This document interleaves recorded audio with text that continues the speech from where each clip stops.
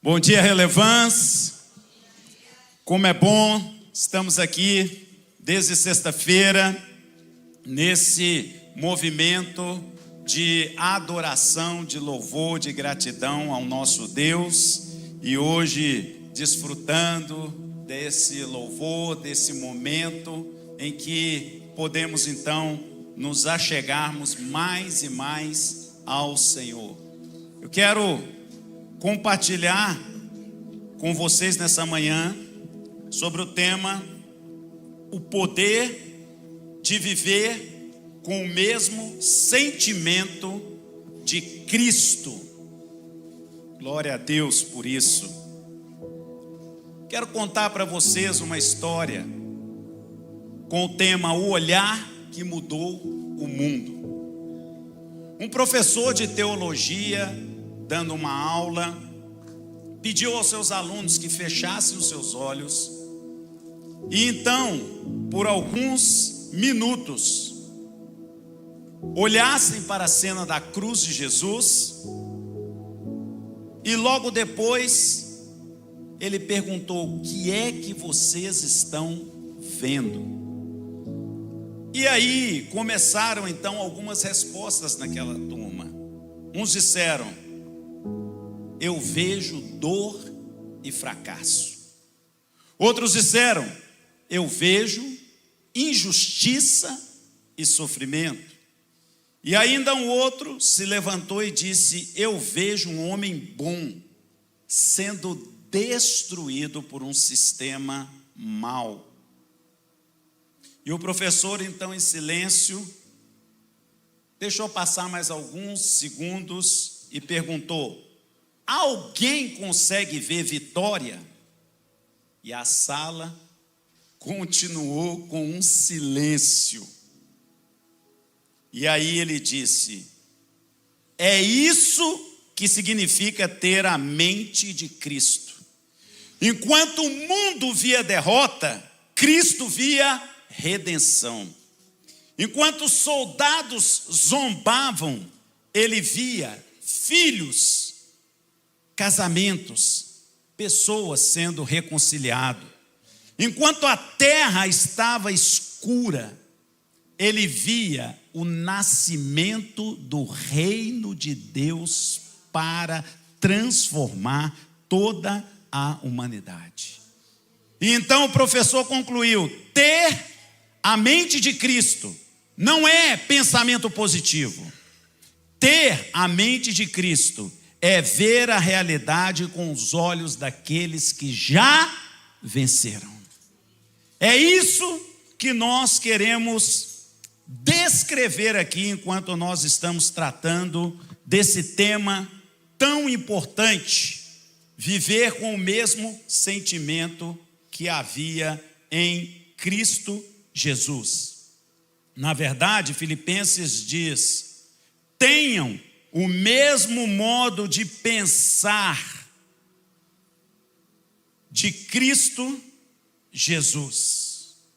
E Paulo, ele está vivendo essa realidade. Ele está pregando, ensinando uma palavra que para ele era totalmente real. Por quê? Porque ele escreve de dentro de uma prisão. Mas de dentro da prisão ele escreve como um homem livre. Isso é muito libertador. Aquele que estava preso escreve como um homem livre. E ele não discute nessas escrituras sobre a dor de ser um preso injustiçado, ou o que eu estou sofrendo pelo 8 de janeiro, ou qualquer coisa que fale, de uma situação circunstancial. Mas ele escreve para desafiar a igreja a viver princípios do reino de Deus. Ele escreve para despertar o coração da igreja sobre a unidade. Porque quem tem a mente de Cristo não interpreta a vida pelo que sente, interpreta a vida pelo que crê. E eu creio que é isso que o Espírito Santo quer restaurar nas nossas vidas hoje. Uma capacidade de olharmos a circunstância, e olharmos para pessoas, e olharmos para a dor, e trazermos na nossa mente o mesmo sentimento que havia em Cristo Jesus em relação a cada uma dessas circunstâncias. Jesus Cristo sempre agiu com humildade, com fé e com esperança. Por isso, então, Paulo desafia: tenham entre vocês o mesmo modo de pensar que Cristo Jesus tinha. Queridos, eu estou muito impactado, porque esses dias encontrei alguns pastores e líderes dessa cidade, anciões, homens que há muitos anos têm batalhado, têm lutado pela fé, e um deles me abraçou. Ele falou: olha, eu estou vendo muita coisa da Escritura se cumprir. Eu estou vendo muita verdade revelada por Deus e agora confirmada pela ciência. Na verdade, anos e anos e anos de pesquisa, estudo, estão servindo para confirmar verdades que a fé e a palavra de Deus já está nos trazendo há muito tempo. E uma delas é sobre a mente humana. Deus criou o homem, segundo a ciência, com uma mente extraordinária, capaz de se adaptar. A neurociência chama isso de neuroplasticidade. É a capacidade que o cérebro tem de se reorganizar, de criar novas conexões, de mudar padrões de pensamento e comportamento ao longo da vida. Isto significa que ninguém está preso a uma forma física de pensar ou reagir. Pela repetição, pela meditação na palavra de Deus, pelo caminhar no corpo de Cristo, os nossos pensamentos podem ser literalmente reprogramados. É por isso que quando Paulo está dizendo: tenham entre vocês o mesmo pensar de Cristo, ele está nos chamando para associar essa capacidade divina de reorganizar a nossa vida, que nós nascemos com ela, para associar a isso a nossa fé e desenvolver um modo de pensar diferente. Cientificamente, pensamentos moldam estruturas cerebrais e afetam comportamentos. Espiritualmente, o meditar na palavra de Deus renova a nossa mente e nos faz ter fundamentos novos. Gente, que poder é esse? Que capacidade é essa? Que funciona? Nós só precisamos usar o que Deus nos deu de maneira intencional. E vai começar a haver mudanças nas nossas vidas. Quando nós meditamos nas Escrituras, quando nós obedecemos ao Espírito Santo, os nossos circuitos mentais são transformados. E coisas novas começam a ser geradas no nosso coração. A humildade, o amor, a obediência, a fé, deixam apenas de ser uma teoria, uma virtude teológica, mas elas se tornam hábitos sustentáveis por uma mente regenerada. Tive a oportunidade de perceber como essa característica ela funciona. Porque trabalhei numa clínica atendendo adolescentes e jovens até os 18 anos. Muitos deles chegavam totalmente desorganizados, com notas baixas na escola, sem capacidade de se relacionar com as pessoas, e nós tínhamos a missão de reorganizar a vida desses adolescentes. E aí, chamávamos então os pais para uma reunião e começávamos a avaliar como era a atividade de vida diária dessas pessoas. Alguns dormiam com o celular ou nem dormiam, passavam a noite acordado no celular.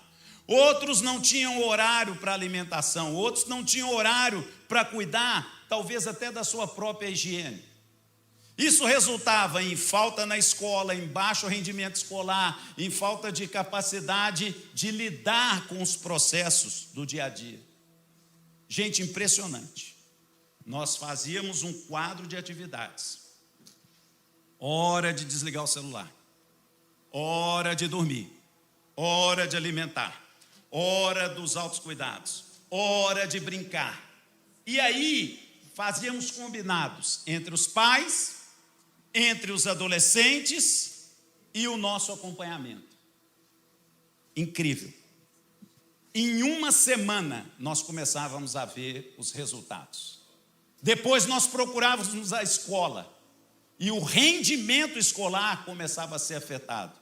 E depois, nós incluíamos aqueles adolescentes em grupos mais ou menos iguais para fazer atividades culturais que eles não tinham costume, ir numa universidade, ir num museu, ir em algum evento. E aos poucos, pessoas que não tinham confiança, que não tinham estrutura, que não tinham capacidade, vão readquirindo novos comportamentos. Quero dizer para você que a fé é algo tremendo, que Deus te plantou numa comunidade que eu chamo um cinturão de proteção e cuidado. E que quando você está aqui adorando, amando, servindo, buscando, algo do sobrenatural de Deus está sendo compartilhado com você. Uma mudança está acontecendo, um poder que vem do alto está acontecendo, sabe? Mas às vezes nós nos pegamos até questionando: será que eu estou sendo bobo? Será que eu estou deixando as pessoas me passar para trás? Será que eu estou sendo alguém apenas que deixa um processo acontecer sem reação? Sabe, queridos, muitas coisas nós vamos ser diferentes desse mundo, nós temos que ser diferentes desse mundo. Nós não vamos julgar com as mesmas regras. E você precisa entender, quando o Espírito Santo está te dando alguns comandos em que você precisa abrir mão, em que você precisa renunciar, em que você precisa perder, em que você precisa entregar, em que você precisa adquirir a mente de Cristo para lidar com as pessoas que estão ao seu redor. A Bíblia fala sobre esse poder de viver com o mesmo sentimento de Cristo Jesus. E aqui, poder não é força humana, mas é o dunamis, é uma capacidade espiritual que o Espírito Santo tem para lidar conosco e nos habilitar a agir e reagir de acordo com Cristo Jesus. É algo que o homem carnal não entende o mundo espiritual. É algo que até choca. Por isso, muitas vezes, em ambientes, em lugares, as pessoas até vêm nos questionar indignada: mas como que você vai deixar isso? Se fosse eu ia lá e falava blá, blá, blá, blá, blá, blá. Se fosse eu ia lá e pegava pelo colarinho e julgava na parede. Já fiz isso tudo, irmãos. Já evangelizei, ou tentei, com o convencimento da carne. Busquei irmãozinho em casa. Já tive discipulado e célula, que eu entrei na célula, no RG, vi um menininho chorando. O que foi que você está chorando? É que meu irmão senta a mão em mim se eu falo que não quero vir nessa célula. Ele me bate, pastor. Não funciona. Não funciona, queridos. Se não houver uma ação do Espírito Santo, se não houver um convencimento, olha, tem coisa que eu até me envergonho, eu já juntei crente com as duas mãos, joguei na parede, você vai converter.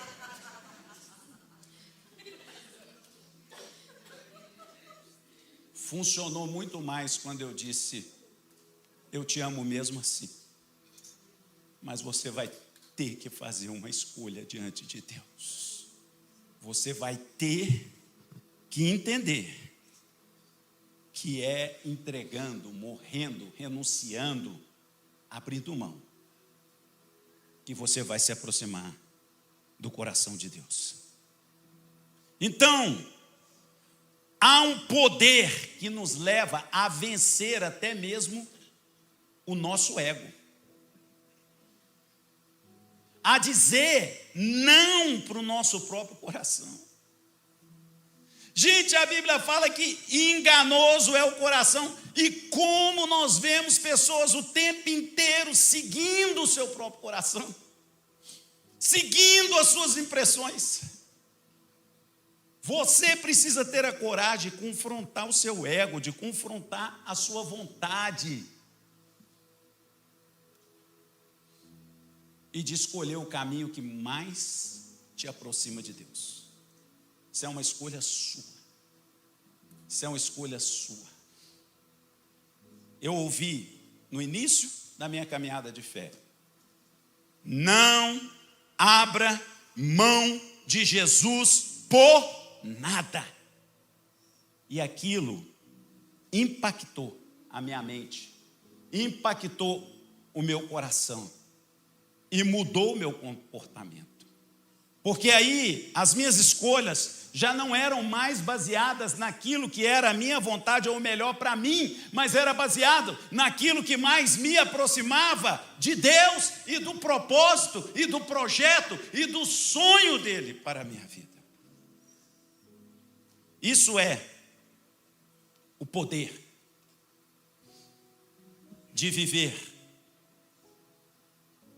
com o mesmo sentimento. E o que é viver? Viver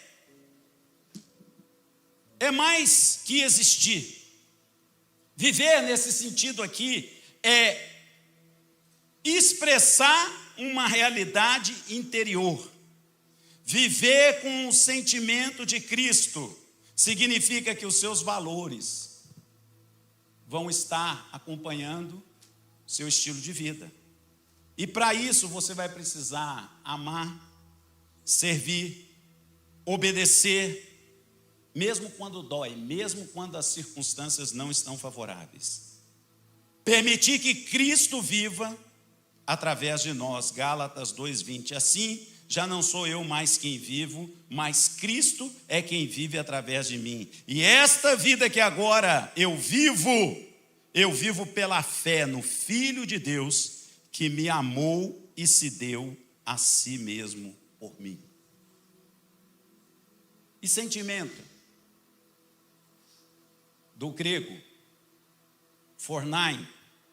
Sentimento, em Filipenses 2:5, significa o mesmo modo de pensar, é uma disposição mental. Não se trata apenas de emoção, mas de uma mentalidade transformada. A mesma mente humilde, a mesma mente capaz de submeter a mente de Cristo. Mentalidade, modo de pensar, atitude interior, disposição de espírito. Ou seja, adotem a mesma forma de pensar de Cristo Jesus. Gente, Cristo Jesus é o nosso modelo. Ele é o ungido. Ele é o Messias. Ele é o enviado de Deus que veio a esse mundo para nos reconectar com o céu. Ele é um modelo perfeito de caráter, de propósito, de padrão espiritual.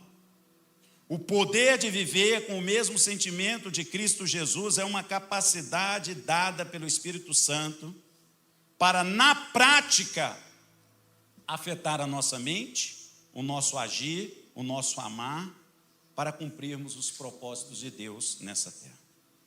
E aí Paulo então continua.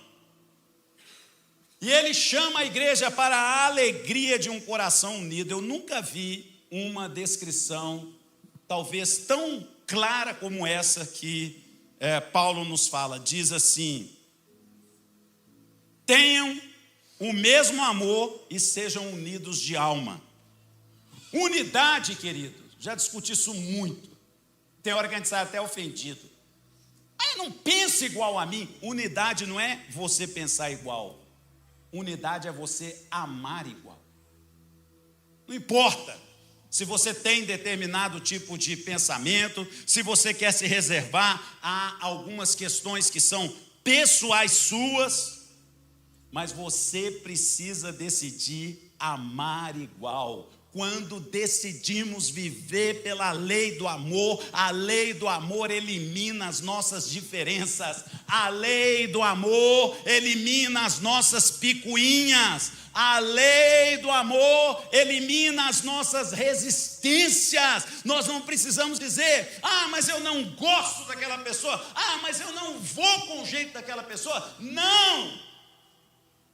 Posso pensar diferente, mas o amor de Cristo nos une. O amor de Cristo nos comissiona. O amor de Cristo nos dá uma missão de andarmos juntos. Onde há competição, o Espírito Santo se retira. Mas onde há cooperação, o reino de Deus floresce. Relevância, o Senhor está nos chamando para vivermos a unidade baseada no amor. Vivermos a unidade baseada no amor. Que coisa tremenda. Aí você consegue superar. E você consegue porque Jesus nos amou primeiro. Independente de esquerda, direita, centro, Ele te amou quando você ainda nem conhecia. Então, deixa o amor de Deus fluir através de você. Relevância, o Senhor nos chamou para amarmos uns aos outros. O Senhor nos chamou para, em Jesus, destruirmos toda a parede de separação. Quebrar as barreiras. Não entrar no engano do inimigo, abrir mão das resistências e dizer: o propósito é maior do que as minhas barreiras, do que o meu pensar, do que a minha vontade. Eu quero ter a mente de Deus. Olha que tremendo. Jesus cumpriu o princípio do esvaziamento de si mesmo. A Bíblia diz: ele se esvaziou tomando a forma de servo. É uma palavra que chama kenosis. E o que significa isso? É alguém que tinha privilégios, que era distinto, que se quisesse não precisava se misturar,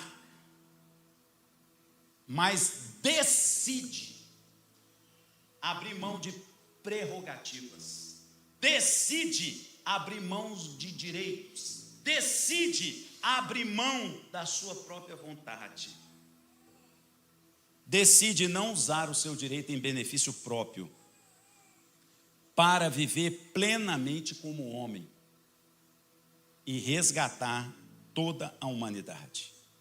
Ele não deixou de ser Deus, mas ele escolheu viver como homem, dependente do Espírito Santo, revelando como nós também podemos viver segundo a vontade de Deus.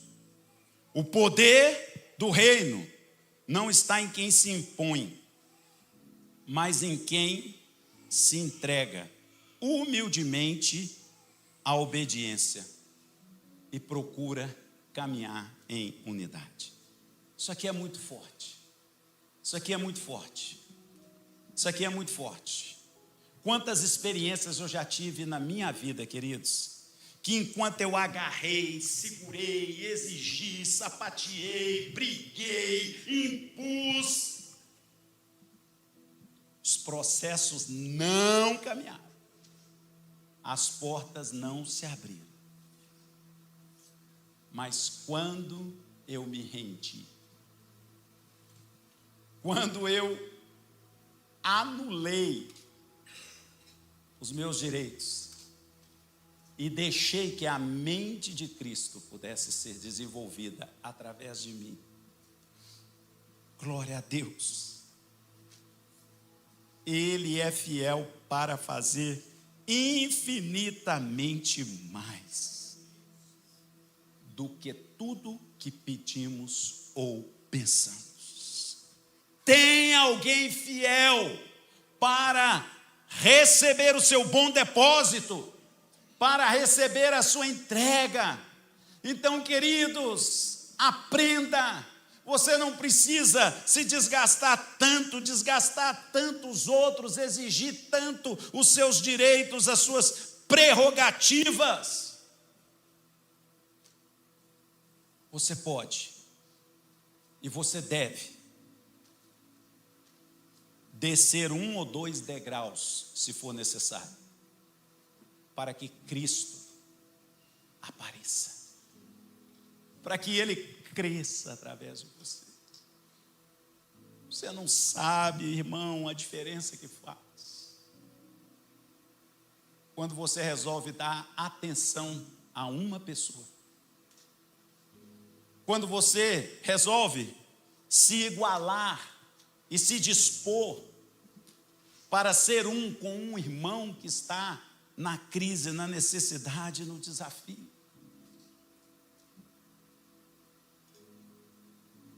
Jesus é o nosso modelo e Ele abriu mão da glória. Ele abriu mão de ser o poderoso Deus de todo o universo. E Ele veio a esse mundo para cumprir o propósito do coração do Pai. Será que você desce das suas conquistas, dos seus títulos, daquilo que você já alcançou?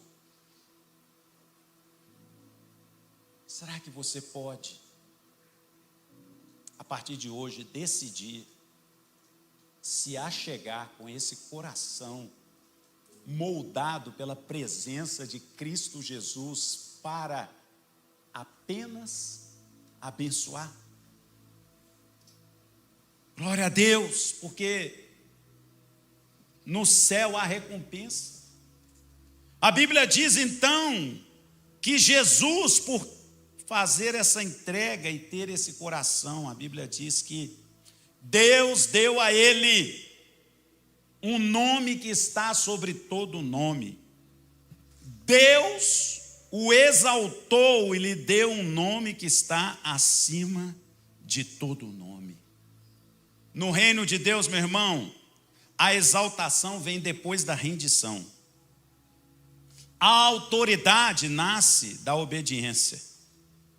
Quando você exalta Jesus com a sua vida e as suas escolhas, o céu responde e o inferno se cala. Isso aqui é muito, muito poderoso. Estava conversando com alguns irmãos,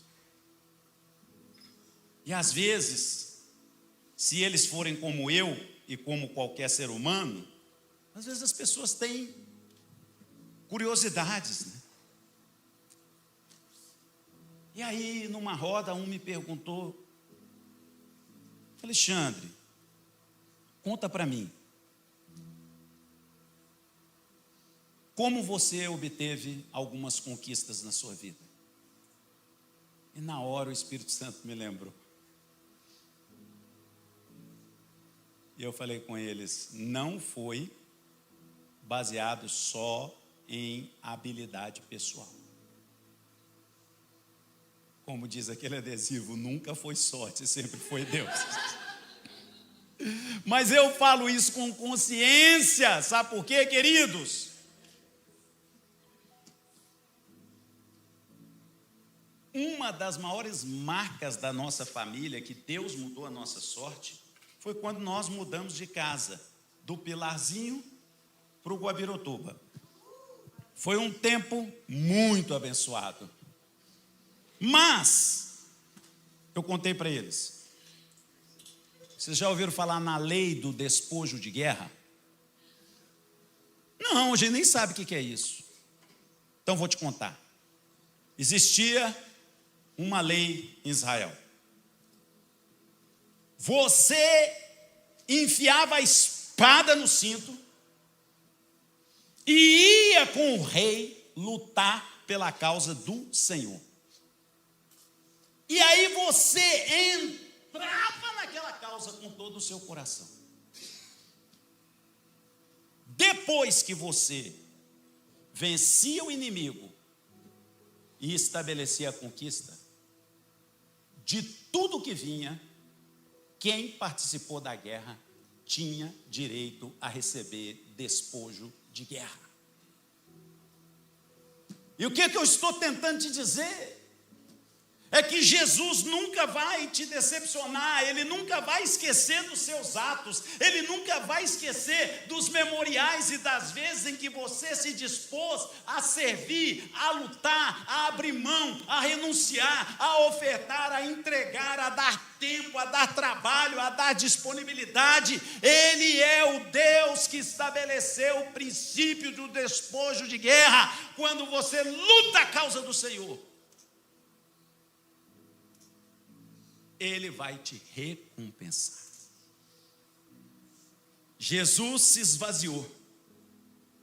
Jesus abriu mão de toda a sua glória. No entanto, Deus o exaltou. Ele deu um nome que está acima de todos os nomes, diante do qual todo joelho se dobrará e toda língua confessará que Jesus Cristo é o Senhor, para a glória de Deus Pai. Meu irmão, você quer mudar a sua sorte, você quer mudar a sorte da sua casa, você quer mudar a sorte da sua família, você quer mudar realidades espirituais, você quer anular sentenças contrárias contra a sua vida, a sua casa, a sua descendência, a sua família. Você vê contra-ataques espirituais da maldade, realidades que perseguem a sua linhagem espiritual. Lute pelo reino. Abra o seu coração para Deus. Dispõe o seu coração a se entregar. Dispõe o seu coração a se lançar. Dispõe o seu coração a servir. Dispõe o seu coração a deixar que o mesmo sentimento que havia em Cristo Jesus, que não buscou glória, não buscou reconhecimento, não buscou holofote, não buscou primeiro lugar, que isso encha o seu coração. Porque se você fizer assim, a palavra de Deus te garante que de veras haverá um bom futuro e a sua esperança não será frustrada. Deus tem uma colheita para aqueles que caminham. E a batalha espiritual é tão grande que o mundo espiritual vai fazer resistência para você não se entregar. O mundo espiritual vai fazer resistência para você buscar a sua própria rota. O mundo espiritual vai fazer resistência para te tirar do centro do propósito, porque a unção atrai perseguição, a unção atrai resistência, e o diabo tentou Jesus, ele tentou desviar o coração de Jesus, ele tentou colocar ciladas para que Jesus fizesse outras opções. Recebi uma carta anteontem que me fez chorar. Lá em casa é um negócio muito sério. Porque eu faço aniversário e, graças a Deus, as pessoas me dão muitos presentes. Mas eu não abro os meus presentes no primeiro dia. Eu guardo e aí eu faço uma fila. E aquilo vai alimentar a minha alma. Não é só pelo presente, mas é também pelo presente. Inclusive, eu estou usando hoje, o Davi e a Ana me deram essa camisa aqui estilosa, glória a Deus. Mas não é só pelo presente. É porque todo presente vem acompanhado de um cartão, de uma carta, de um versículo. E aquilo me marca. E como a nossa intercessora Lourdinha estava em Portugal, ela só chegou essa semana. Eu pensei até que ia ter alguma coisa séria para a gente discutir, porque ela falou, quero um horário com você. Sabe que quando o irmãozinho pede um horário, você já vê orando, oh, Racandalamachá, meu Deus do céu, dá-me a mente de Cristo. Aí ela me entrega um pacotinho, presente que ela trouxe para mim, presente que ela trouxe para a apóstola, muito significativo, um azeite diretamente de Portugal. Dá azeite para pastor, já vira profecia, né? Oh, já sai falando em línguas. Não, é só salada, pastor. Não, mas glória a Deus. É azeite, irmã, é azeite, glória a Deus. E aí, pimenta, fica mais forte. Mas ela me deu uma carta. Meu Deus. E ela começou assim, há 36 anos eu caminho contigo.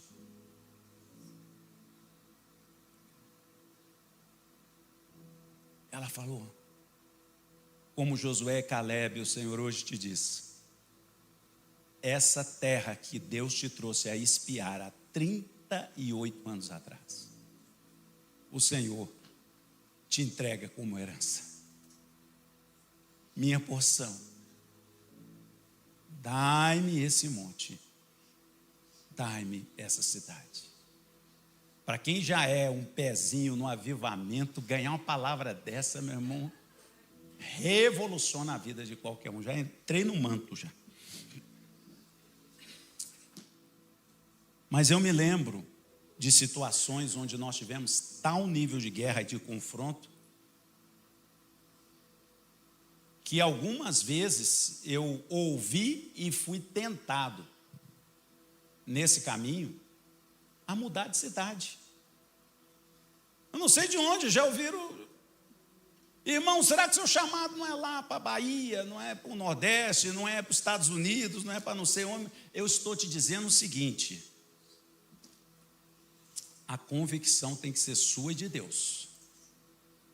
E você precisa ouvir o Espírito Santo para não prorrogar o seu caminho. Porque vão existir provas. Mas Deus quer honrar sua fé.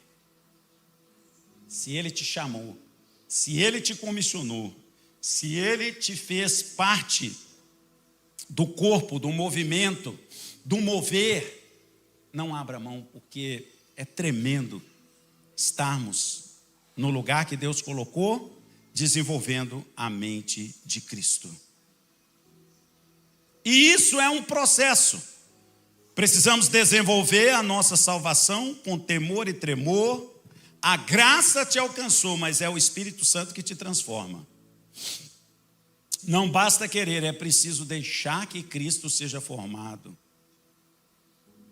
Cada vez que você for confrontado e quebrantar, cada vez que você tiver que liberar um perdão, Cada vez que você tiver que aceitar um tratamento, cada vez que você tiver que vencer uma adversidade, não olhe só aquela circunstância, entenda que o caráter de Cristo está sendo gerado em você, o caráter de Cristo está sendo gerado em você. Essas circunstâncias não são para te destruir, não são para te levar a desanimar, não são para que você morra no meio do caminho. Essas circunstâncias são para que em você se manifeste a graça de Deus, o poder de Deus, a vida de Deus, a mente de Deus. Tem uma saída, tem um livramento, tem um basta de Deus, tem um refúgio secreto no Senhor, e Ele está disponível para trazer livramento. Por isso, desenvolva a sua salvação. Brilhe no mundo corrompido, resplandeça como luzeiros no mundo. Cuidado, irmão, a murmuração apaga a luz, mas o amor mantém a chama acesa.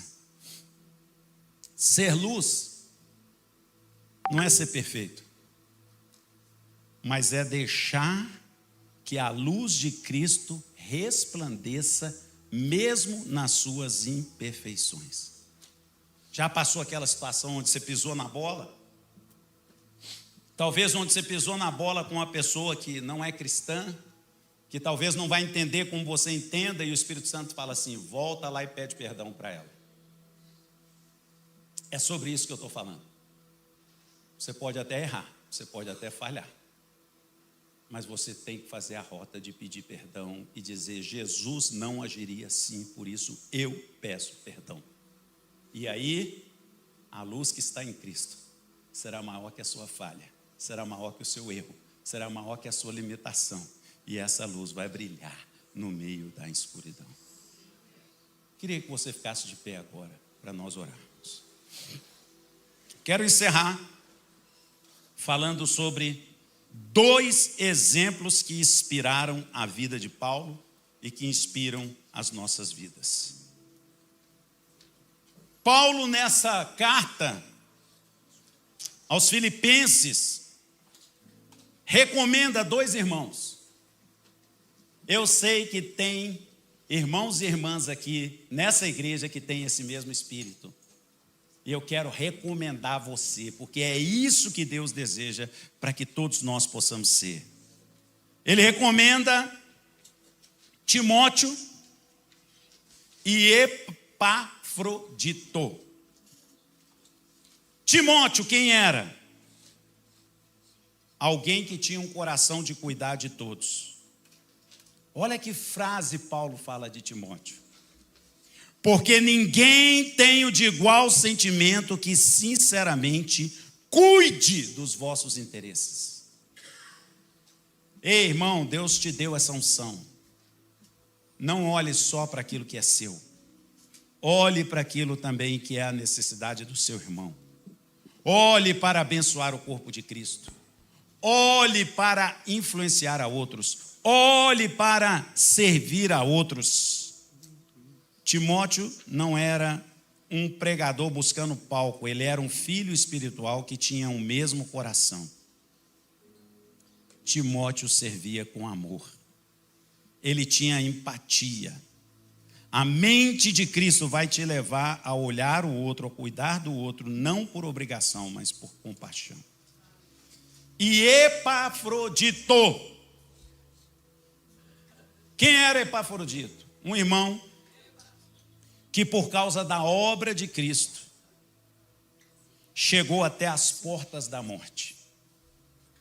Correu risco de vida, mas foi alguém disposto a suprir no serviço tudo que podia faltar. Ele foi enviado pela igreja de Filipos para ajudar Paulo enquanto Paulo estava preso. Mas ele não chegou lá e entregou a oferta: ó, cumpri meu propósito, ó, plantei a semente, tchau, não. Ele chegou lá e falou: Paulo, aqui está um servo no Senhor, para te ajudar, para te servir, para te apoiar. E por causa dessa exposição, ele correu risco de vida, mas Paulo chama irmão, cooperador e companheiro de lutas.